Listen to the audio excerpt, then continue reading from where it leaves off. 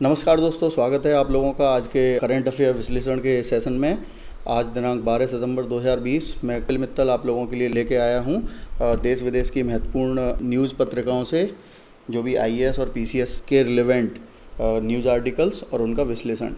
चलिए आगे बढ़ने से पहले यहाँ पे आज के वीडियो में हम ये सारे टॉपिक्स को डिस्कस करने वाले हैं। डिजिटल भुगतान सूचकांक, रिलायंस भारत की पहली $200 बिलियन मार्केट कैपिटलाइजेशन पूरा करने वाली कंपनी बनी।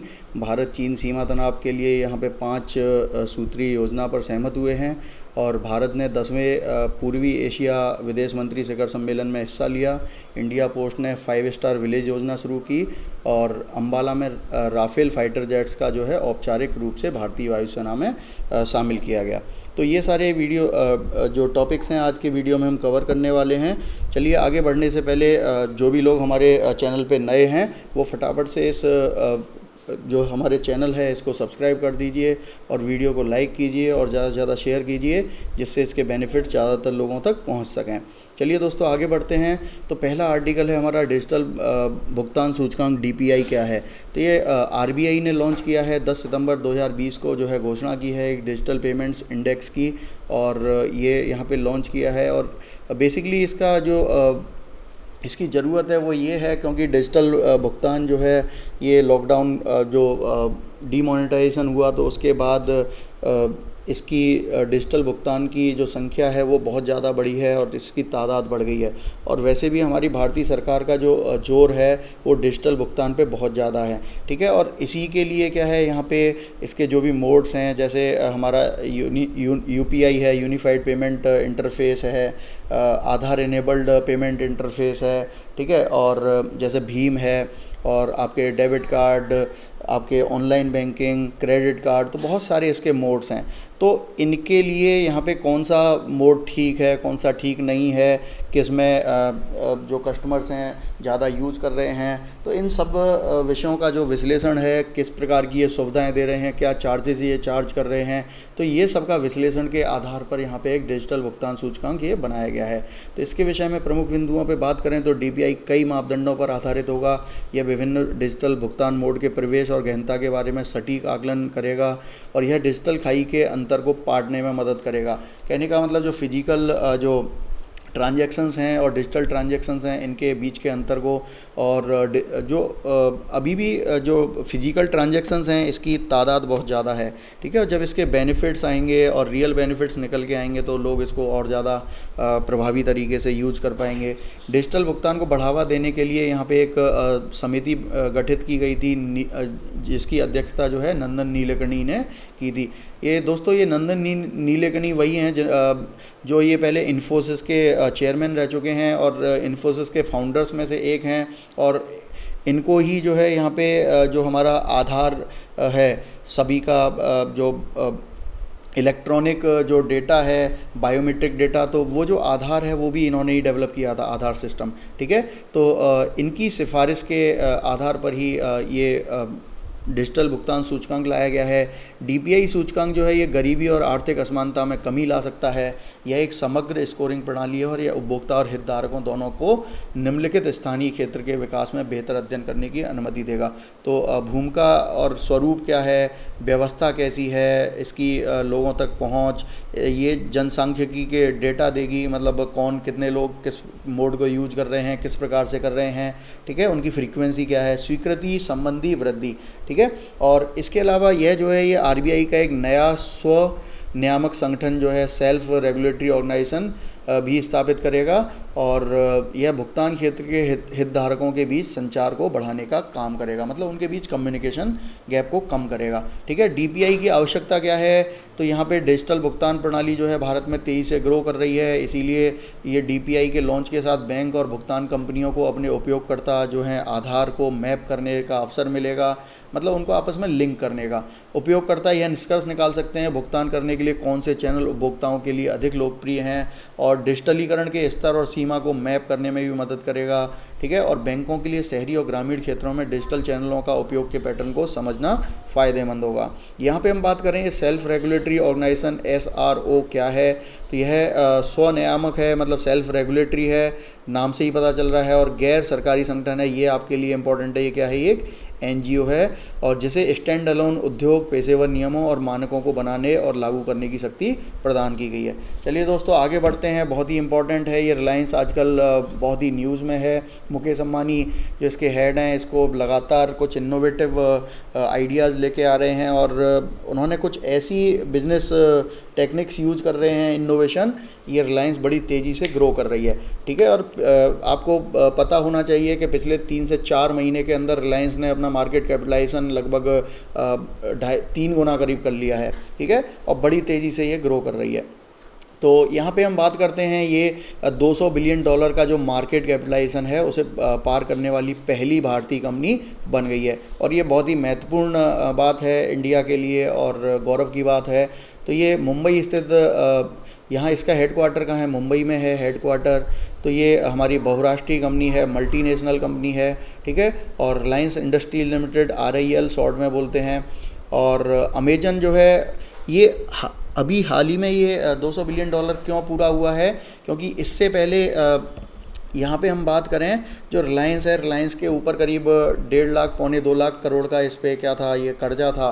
तो उसको प्रतिपूर्ति करने के लिए इन्होंने अपने जो एक जियो प्लेटफॉर्म्स हैं, जियो डिजिटल का, तो उसके शेयर्स जो हैं इन्होंने ऑफलोड कर दिए, और जो निवेशकों के लिए इन्होंने कुछ बेच दिए, ठीक है। और जिसमें सबसे पहले जो है फेसबुक ने करीब 5% शेयर्स यहाँ पे ख़रीदे थे, ठीक है। तो यहाँ पे इसके विषय में थोड़ा सा चर्चा करें तो 22 अप्रैल को जो है यहाँ पर देखिए जियो प्लेटफॉर्म्स में जो निवेश है ये चालू किया गया। फेसबुक ने लगभग 44,000 करोड़ रुपए में 10% करीब यहाँ हिस्सेदारी खरीदी।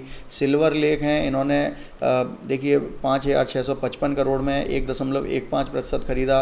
वहीं विस्टा ने 2.32% खरीदा 11,000 करोड़ में। जनरल अटलांटिक ने जो है 1.34% खरीदा लगभग 6,500 करोड़ में।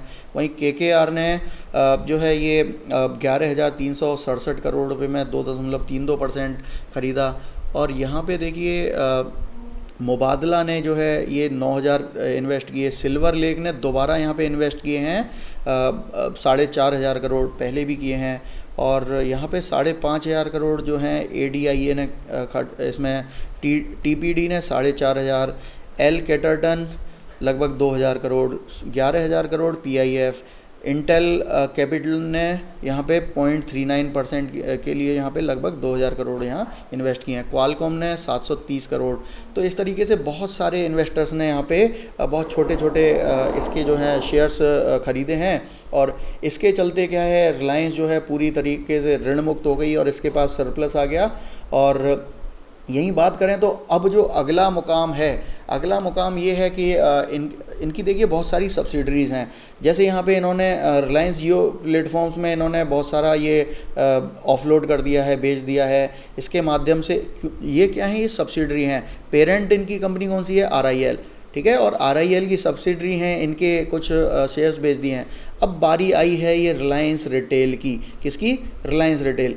तो अभी मुकेश अंबानी जी ने बोला है यहाँ पे कि अमेजन को बोला है कि भाई आप जो है यहाँ पे बड़े एक उभरते हुए कंपनी है रिटेल सेक्टर में, आपका लेकिन ऑनलाइन है, और आप हमारे साथ अगर चाहें तो जॉइंट वेंचर कर सकते हैं। कहने का मतलब हम आपको 40% अपने शेयर्स जो हैं सस्ते दामों में बेचने के लिए इच्छुक हैं, अगर आप चाहें तो, ठीक है। तो अब देखिए अमेजॉन जो है ये वर्ल्ड की मोस्ट वैल्यूड कंपनी है, और सबसे ज़्यादा जो है इसका मार्केट कैपिटलाइजेशन है वर्ल्ड में। तो और अमेजन जो है इसको यहाँ विचार भी कर सकती है, और उनके लिए विन विन सिचुएशन है, सस्ते में मिल रहा है, और उन्हें पता है कि भाई यहाँ जब फेसबुक है, गूगल है, इन जैसी कंपनियों ने इन्वेस्टमेंट किया है तो हम तो बहुत ज़्यादा फ़ायदे में रहने वाले हैं, ठीक है। और जो रिलायंस है, रिलायंस रिटेल का जो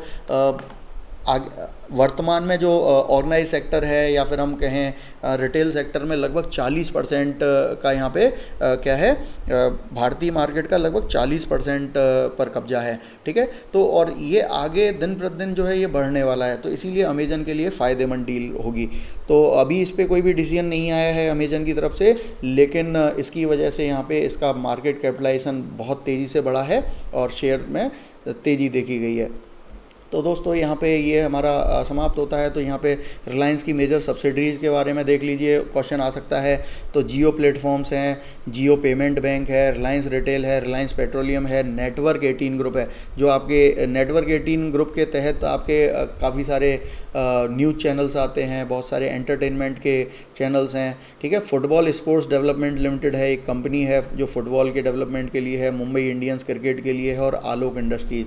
ठीक है, तो इस तरीके से ये इसकी सब्सिडरीज़ हैं। आगे बढ़ते हैं। भारत चीन सीमा तनाव को हल करने के लिए 5 सूत्री योजना पर सहमत हुए हैं, और 11 सितंबर को इनके जो बैठक हुई विदेश मंत्रियों की, इसमें एस जयशंकर और इनके जो कहाँ के चीन के जो विदेश मंत्री हैं, तो उन्होंने यहाँ पे जो SCO के तहत जो है यहाँ रूस में जो बैठक चल रही है, तो वहाँ पर बैठे हैं। और चीनी इनके जो विदेश मंत्री हैं वो कौन है, वांग यी, और इनके बीच एक 5 सूत्रीय कार्य योजना पर सहमति बनी। तो यहाँ पर देखते हैं क्या क्या बना। दोनों पक्षों को भारत चीन संबंधों को विकसित करना और नेताओं की आम सहमति से मार्गदर्शन लेना चाहिए। भारत और चीन दोनों ने सीमा में अपने संवाद को जारी रखने और सीमा पर, ठीक है, और तनाव कम करने और उचित दूरी बनाए रखने पर सहमति व्यक्त की है। भारत और चीन को सभी मौजूदा समझौतों प्रोटोकॉल का पालन करना चाहिए और सीमा में शांति और सुरक्षा बनाए रखनी चाहिए। सीमा मामलों पर परामर्श और समन्वय के लिए विशेष प्रतिनिधि तंत्र के माध्यम से देशों को अपना संचार जारी रखना चाहिए। देशों को विश्वास निर्माण के उपायों पर तेजी लानी चाहिए। ठीक है, अब हम बात करें कि भाई जो भारत चीन है इनके बीच पीछे बैकग्राउंड में क्या क्या समझौते पूर्व में हुए हैं। तो यहाँ पे 1993 में भारत चीन समझौता हुआ। समझौते ने वास्तविक नियंत्रण रेखा के साथ शांति के रखरखाव के लिए रूपरेखा प्रदान की। देशों ने उनके बीच मैत्रीपूर्ण और अच्छे संबंधों के साथ अपने सैन्य स्तर को कम करने पर सहमति व्यक्त की। उन्होंने टुकड़ी के स्तर को कम करने पर भी सहमति व्यक्त की। वहीं बात करें 1967 में नाथुला जो पास है यहाँ पर एक संघर्ष हुआ, और इस संघर्ष में झड़प के दौरान यहाँ पे सिक्किम में सैन्य संघर्ष की एक श्रृंखला थी, और इन झड़पों के दौरान भारतीय सेना ने चीनियों को यहाँ पे पछाड़ दिया। ठीक है, और उसके बाद यहाँ पे 2017 में ये डोकलाम में यहाँ पे झगड़ा हुआ। तो जून 2017 में जो विवादित क्षेत्र है भारत और चीन के बीच सैन्य गतिरोध हुआ, और यहाँ पे बेसिकली ये सिलीगुड़ी गलियारा है, और सिलीगुड़ी गलियारा जो है इसको यहाँ पे इन्होंने कब्जाने की कोशिश की, और चीन का जो यहाँ पे फितरत है उसके अनुसार उनका ये मानना, मतलब वो ये चाहते थे कि सिलीगुड़ी गलियारे पर अगर हम कब्जा कर लेते हैं तो ये चिकन नेक के माध्यम से हम जो है ये नॉर्थ ईस्ट को यहाँ से काट देंगे, और एक बार यहाँ से रास्ता कट जाएगा तो उसके बाद हम इस पर सेना भेज के उधर से अतिक्रमण करके इसे कब्जा लेंगे। ठीक है, तो वो भी प्रयास असफल हुआ। अगला जो आर्टिकल है, भारत ने 10वें पूर्वी एशिया विदेश मंत्री शिखर सम्मेलन।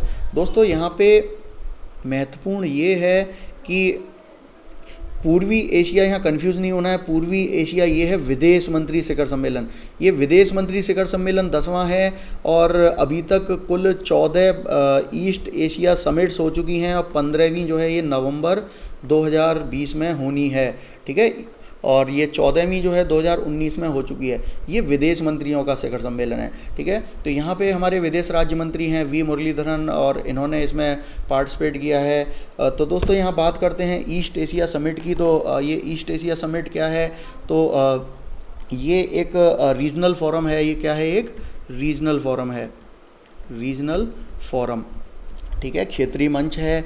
किसका है, तो यहाँ पे जो आसियान देश हैं, आसियान देश हैं कितने, 10 इनका है, प्लस यहाँ पे ये हमारे जो ईस्ट एशियन कंट्रीज़ हैं, ईस्ट एशियन कंट्रीज़ तो वो हैं, प्लस हमारे जो साउथ एशिया है। ठीक है, और ये सबको मिला के यहाँ पे क्या है, ये एक मंच बनाया गया है। तो इस तरीके से यहाँ पे कुल कितने हो जाते हैं, इसको अगर हम शॉर्ट में करें तो आसियान +6, आसियान +6। अब ये आसियान +6 क्या हो जाता है, तो यहाँ पे आसियान का तो आपको पता है, हमारे पीछे के वीडियोस में देख सकते हैं। आसियान में कुल कितनी कंट्रीज़ हैं, 10 कंट्रीज़ हैं। अब ये 6 कंट्रीज़ कौन कौन सी हैं, इन 6 कंट्रीज़ के विषय में हम बात करें तो ये हैं यहाँ पे देखिए, सबसे पहले यहाँ इंडिया से ही चालू करते हैं। इंडिया है, फिर चाइना है, फिर यहाँ पे आपका ये जापान है, ठीक है, जापान हो गया। इसके बाद आपके जापान के बगल में ये साउथ कोरिया हो गया, साउथ कोरिया है, ठीक है। इसके बाद यहाँ पे बात करेंगे, ये ऑस्ट्रेलिया है, ठीक है। इसके बाद आपका न्यूजीलैंड है, ठीक है, ये न्यूजीलैंड। तो इस तरीके से ये 6 कंट्रीज़ हो गई, तो आसियान +6 हो गया। तो मेजर जो ईस्ट एशिया समिट है वो उसमें 16 मेंबर हैं। और यहीं पे वर्ष 2011 से, क्या ईयर 2011 से यहाँ पे 2 मेंबर्स को और इंडक्ट कर दिया गया था, लेकिन ये मेंबर नहीं है। यहाँ पे ये 2 क्या हैं, ये मेंबर नहीं, लेकिन ये भी बैठते हैं। तो यहाँ पे ये 2 कौन ऐड हुए, तो हम इसे ऐसे लिखेंगे, आसियान +6+2। अब ये 2 कौन हैं, एक USA है और एक जो है ये रशिया है, ठीक है दोस्तों। तो दोस्तों आगे बढ़ते हैं। यहाँ पे जो है ये मनीला प्लान ऑफ एक्शन के विषय में भी समीक्षा की गई। और मनीला प्लान एक्शन जो है ये योजना 2018 से 2022 के बीच कार्यान्वित की जा रही है। इसका उद्देश्य पूर्वी एशिया शिखर सम्मेलन विकास पहल के नॉमपेन घोषणा को लागू करना है। तो दोस्तों इनको हम अलग से कहीं किसी लेक्चर में कवर कर लेंगे। यहाँ पे चिंताएं क्या हैं, कंसर्न्स की अगर बात करें तो चीन और जापान के बीच पूर्वी एशिया जो है, यहाँ शिखर सम्मेलन की सबसे बड़ी समस्या है। क्यों, चीन और जापान दोनों ही, जापान तो पहले से ही क्या है, ये वर्ल्ड की बड़ी आर्थिक शक्ति है, और चीन फ़िलहाल दूसरी सबसे बड़ी आर्थिक शक्ति बन गई है जापान को पछाड़ के। तो इनके बीच में प्रभुत्व की लड़ाई चल रही है। वहीं चीन का जो है अभी भारत के साथ भी प्रद्वंद्वता बढ़ गई है, तो भारत से भी इसकी आर्थिक रूप से और सामरिक रूप से कुछ द्वंद्व चल रहा है, ठीक है, सीमा विवाद चल रहा है। तो इस वजह से यहाँ पे अब देखिए, ये चीन का केवल भारत जापान से ही नहीं है, यहाँ जितने भी ये इसके पड़ोसी देश हैं, ये चीन है, इसके जितने भी पड़ोसी देश हैं सभी से यहाँ पे सीमा विवाद चल रहा है। और यहाँ पे खासकर चाइना जो है, यहाँ पे साउथ चाइना सी है, उसको कब्जाने की कोशिश में है। और इंडियन ओशियन में भी इंडिया को कवर करने के लिए यहाँ इसके पड़ोसी देशों में अपने जो पोर्ट्स हैं वो डेवलप कर रहा है किसी भी प्रकार से। तो इस तरीके से यहाँ पे एक समस्या की बात है, और सारे देश जो हैं ये चाहते हैं कि किसी भी तरीके से चीन के बढ़ते हुए प्रभुत्व को कंट्रोल किया जाए, और इसका एक कोई वायबल कोई अपोनेंट ढूंढा जाए, और जिसके रूप में यहाँ पे इंडिया को सभी देश देख रहे हैं, ठीक है। तो दूसरी बड़ी चिंता जो है APEC, Asia Pacific economic cooperation के साथ इसके संबंधों को लेकर है। तो यहाँ पे पूर्वी एशिया शिखर सम्मेलन जो है 2005 में स्थापित हुआ था कुआलालंपुर में। 2005 में इसका पहला शिखर सम्मेलन हुआ था। और ये जो है इसका इम्पोर्टेंस क्या है, ये विश्व जनसंख्या का 50% और वैश्विक व्यापार का 20% का प्रतिनिधित्व करता है, और इसे यूरोप और अमेरिका के बाद विश्व अर्थव्यवस्था का तीसरा ध्रुव माना जाता है। इस शिखर सम्मेलन में 4 प्रमुख जो मेजर देश हैं वो हैं चीन, जापान, भारत, कोरिया, और यहाँ पे हम बात करें USA और रशिया भी इसमें अब शामिल हो गए हैं 2011 से, ठीक है। तो ये सारे ये देखिए 6 बहुत बड़ी यहाँ पे अर्थव्यवस्थाएं हैं। भारत के लिए सम्मेलन जो है APEC के विकल्प के रूप में देखा जा रहा है। और पूर्वी एशिया शिखर सम्मेलन जो है एक्ट ईस्ट पॉलिसी को लागू करने में भारत के लिए महत्वपूर्ण साबित हो सकता है। और यहाँ पे हमने बात की थी, भारत को यहाँ पे इसके चीन के अगेंस्ट एक महत्वपूर्ण महाशक्ति के रूप में डेवलप करने की कोशिश की जा रही है, ठीक है। और भारत जो है पूर्वी एशिया क्षेत्र के मौद्रिक एकीकरण का भी इच्छुक है, कि अगर यहाँ पे एक मौद्रिक एकीकरण हो जाए, कहने का मतलब जैसे आसियान है इस तरीके से, तो इसका जो है फ़ायदा मिलेगा इन सभी क्षेत्रों को पूरे विश्व स्तर पर जो बड़े बड़े प्लेटफॉर्म्स हैं वहाँ बार्गेनिंग करने के लिए। चलिए दोस्तों, अगला आर्टिकल जो है इंडिया पोस्ट ने 5 स्टार विलेज योजना शुरू की है। चलिए देखते हैं 5 स्टार विलेज योजना क्या है। तो डाक विभाग ने ये योजना चालू की है, और इसका जो उद्देश्य है ग्रामीण क्षेत्रों में प्रमुख डाक योजनाओं की सार्वभौमिक कवरेज, मतलब यूनिवर्सल कवरेज कहने का मतलब जो डाक विभाग की जितनी भी सुविधाएं हैं, जितनी भी सर्विसेज हैं, सभी को यहाँ पे पूरे भारत के ग्रामीण क्षेत्रों में इनके सर्विस करस्पॉन्डेंट्स के माध्यम से, इनकी लोकल टीम्स के माध्यम से सारी सर्विसेज की पहुंच बढ़ाई जाए, 100% की जाए जन जन तक। ठीक है, ये इसका उद्देश्य है। तो क्रियान्वयन कौन करेगा? 5 ग्रामीण डाक सेवकों की टीम द्वारा लागू किया जाएगा और इस टीम का नेतृत्व जो है जो लोकल की ब्रांच होगी उसके पोस्ट मास्टर करेंगे। यहाँ पे मंडल प्रमुख, सहायक अधीक्षक और डाक निरीक्षक जो हैं इसकी निगरानी करेंगे। तो दोस्तों इस योजना से रिलेटेड कुछ महत्वपूर्ण पॉइंटों पर बात करें तो सबसे पहले महाराष्ट्र में लागू किया गया है। प्रत्येक जिले में 50 गाँवों को 2020-2021 के दौरान कवर किया जाएगा और इस योजना का उद्देश्य जन जागरूकता में अंतराल को दूर करना है, मतलब लोगों तक इसकी पहुँच बढ़ानी है, इसके विषय में बताना है, इसकी स्कीम्स और योजनाओं के, इसकी सर्विसेज के बारे में। दूर दराज के गाँव में डाक उत्पाद और सेवाओं की पहुंच बढ़ाना है। ठीक है, जहां तक डाक विभाग की पहुंच नहीं है वहां तक भी इसे पहुंचाना है। वैसे दोस्तों आपको बता दूं, डाक विभाग ही एकमात्र ऐसा विभाग है भारत में जिसकी पहुंच सबसे ज़्यादा है, पूरे भारत में गांव-गांव तक है।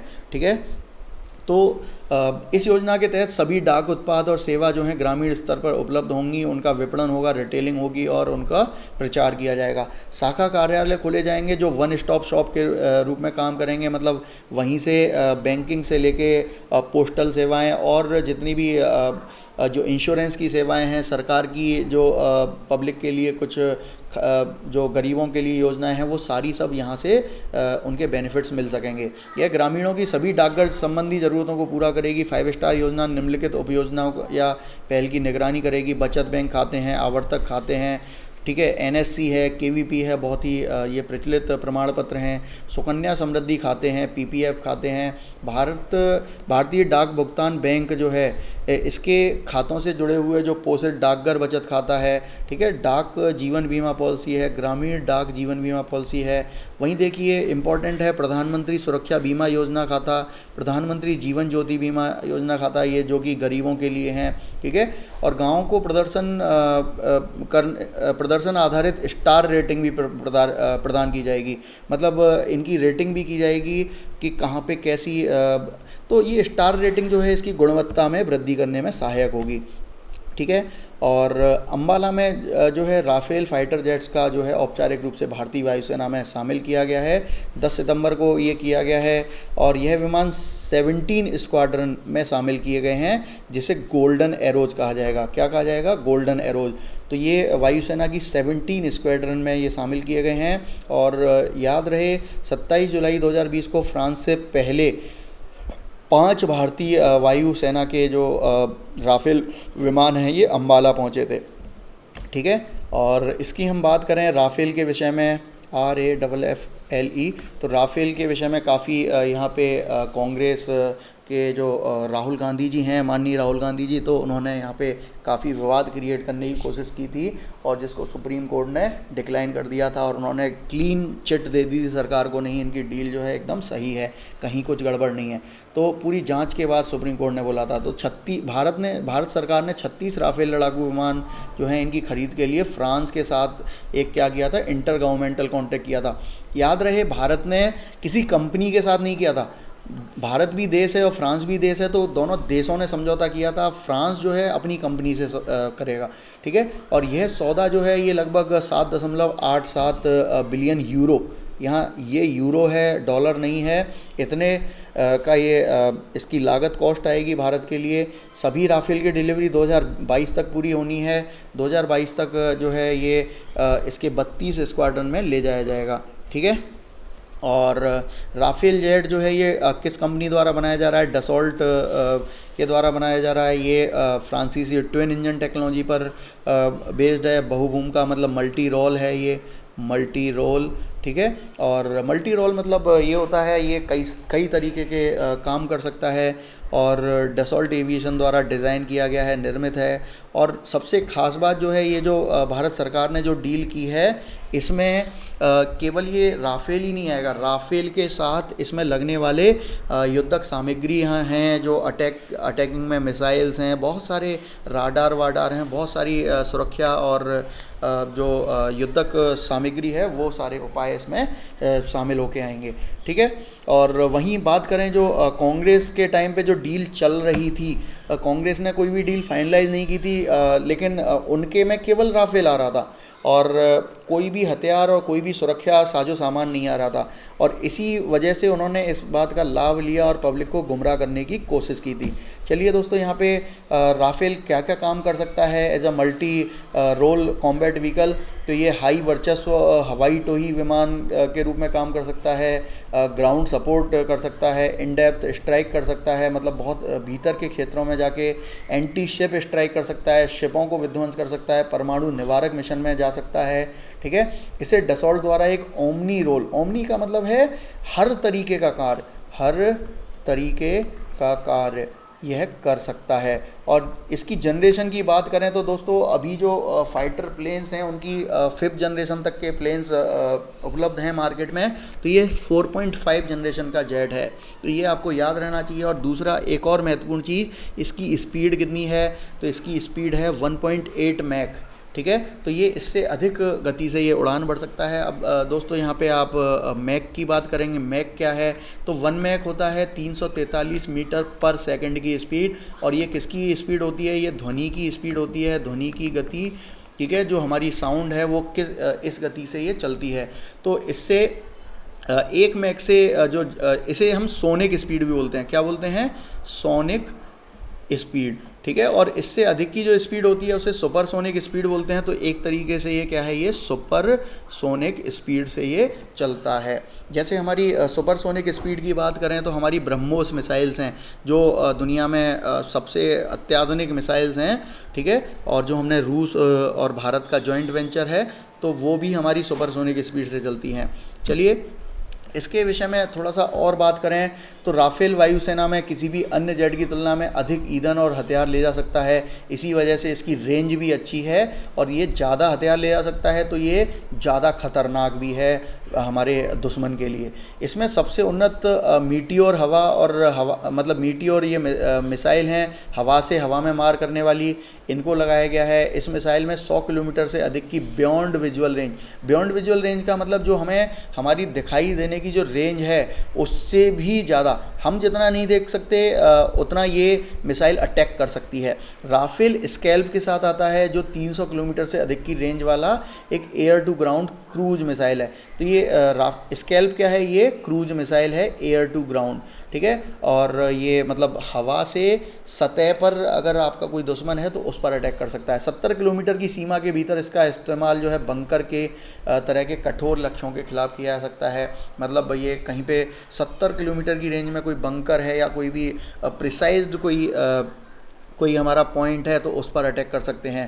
ठीक है। इस प्रकार भारतीय वायुसेना में राफेल विमानों के शामिल होने से भारत को एक बेहतर परमाणु स्ट्राइक क्षमता मिलेगी। क्योंकि ये परमाणु क्षमता वाला है, और इसकी वजह से यहाँ पे ये देखिए सुखोई 30 है और मिराज 2000 के साथ भारत की परमाणु क्षमता को बढ़ाने वाला है। ठीक है। तो ये भी हमारे परमाणु युद्धक सामग्री को ले आने में सक्षम है, और इसकी वजह से पाकिस्तान जो है बहुत चिंतित है, और पाकिस्तान जो है लगातार चीन से कह रहा है कि आप हमें इनसे लड़ने की क्षमता प्रदान करें, हमें दूसरे कोई प्लेन दें, क्यों, हमें राफेल तो ये मिलने वाले नहीं हैं।